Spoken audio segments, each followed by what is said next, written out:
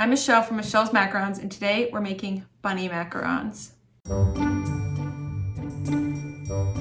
Okay, so this one, we're just gonna start with the piping. If you've never made macarons before, go to this video and just use the basic shell and then use this as a guide. I'll put a link to the guide in the description below. Okay, so you are going to start piping.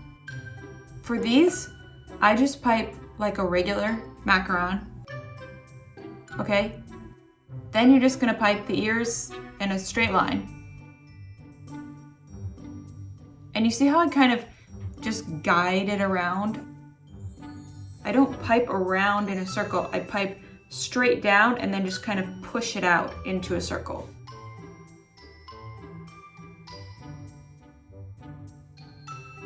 Okay, slam those down a couple times.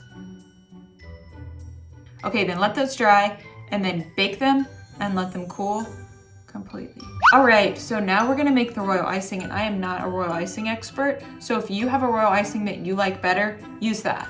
But I use, this is not my royal icing recipe either. I will link to it below. All right, so you've got your powdered sugar, your meringue powder, and then you pulse it until it's kind of combined.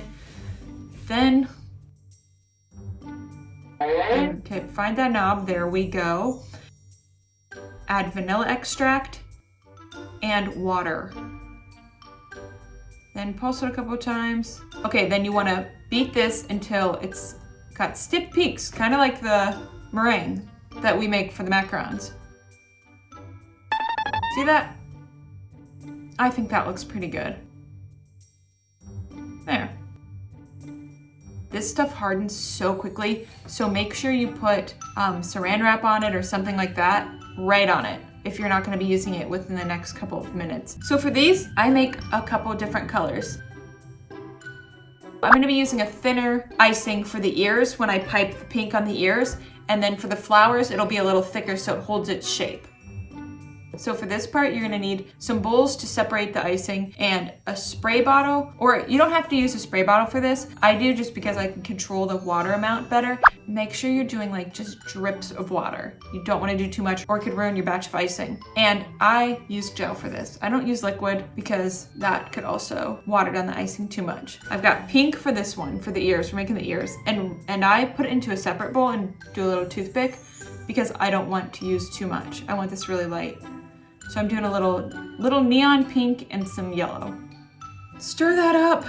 I probably should have waited to put the other icing into the bowls because this might harden a little bit. So maybe do that, okay. So I want a really light peach for this. And see, you just put a couple sprays in there of water.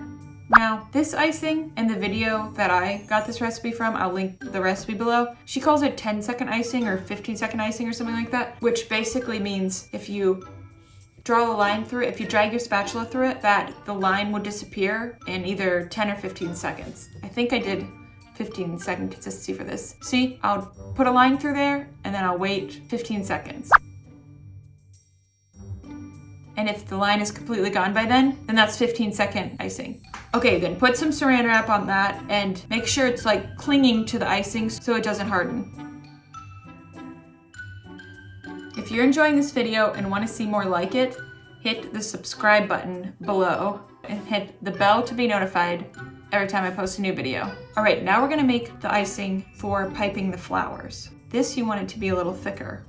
I still want it pastel. I like to do the ears a light peach color and then match one of the flowers with it.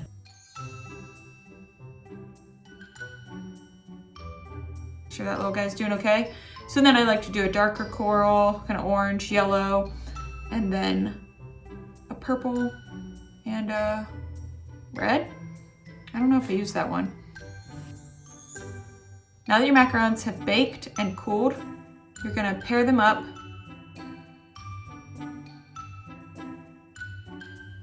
This thing, I used to see them online and I was like, that's the dumbest thing ever. Why don't I just use a hairband or something? But you don't use it like that. You don't put it on the outside like a rubber band. Just watch. I was amazed and I felt like a ding dong for not knowing this. Okay, so you put your piping, so you put the royal icing in your piping bags and then watch how this goes on. You put it around.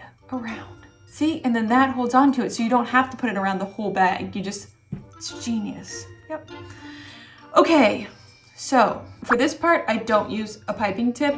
I just cut the tiniest bit of the tip off of a piping bag. And watch how little I cut off. You see that? Barely anything. I'm not an expert here in sugar cookie decorating. I feel silly telling you all about this, but I'll just tell you what I've learned. So you touch down on one side and then go up and around. You're not pushing the tip into the icing like I do when I pipe macarons. You're like stringing it around, okay? And then touch it down when you're about to turn. See that? It's so cool once you get the hang of it. And then a little touch down. Yeah, okay, mess up there. Okay. By the way, I only got one of them without breaking the line. I shot this so many times until I finally got it and then I messed up. Okay, see that?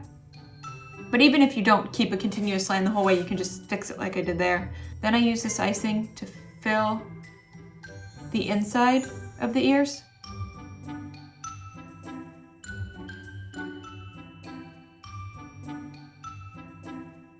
Okay, make sure you pipe in the lines. Okay, and you could use a toothpick for this, but I got a fancy decorating tool. It's like a needle on the end, but you could just use a toothpick to kind of fill in the edges. While they're drying, I do this part because you're not going to be touching the icing. So I use these Wilton food writers. There's all different kinds of edible ink markers, but these are my favorite for drawing the faces because I want kind of a thicker line. So use that and then this shimmer powder. I love this stuff, it's for the blush. Now pour that into a bowl or the cap. And then you're just gonna draw the little nose on. And the eyes, and I find that the more simple this is, the better it looks. So I found that 4 lash lines looks best. 5 is too crowded and 3 is just weird, but 4 is perfect. And it's easy to keep them symmetrical so you can draw it the same every time. Okay, so then you're gonna add a little bit of your shimmer and put it on like blush. You don't need much. So cute.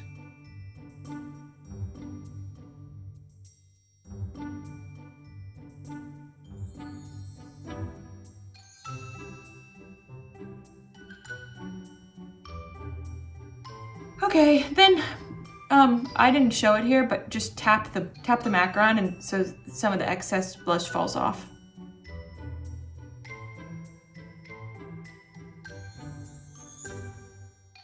And then you just draw some little dots on there. And I do the same on every single one. So every single bunny macaron has 6 dots on each side, 4 eyelashes, the exact same thing, so I get it down. There you go. Okay, now we're piping the flowers. I have a piping bag fitted with one of those fancy rubber bands and a piping tip that you put half of it on the inside, and then you put one of your own piping tips on the outside, and then you screw this thing. Put these into bags with piping tips already fitted on them, but I like these better because I can switch and put different piping tips on this different colors. So use a variation of piping tips with the different colors. Just kind of pipe a little flower crown on there. I like to do some big, a couple small.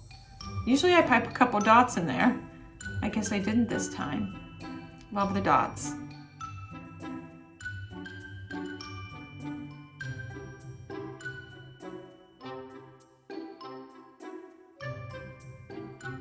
All right, and then fill it with whatever you want.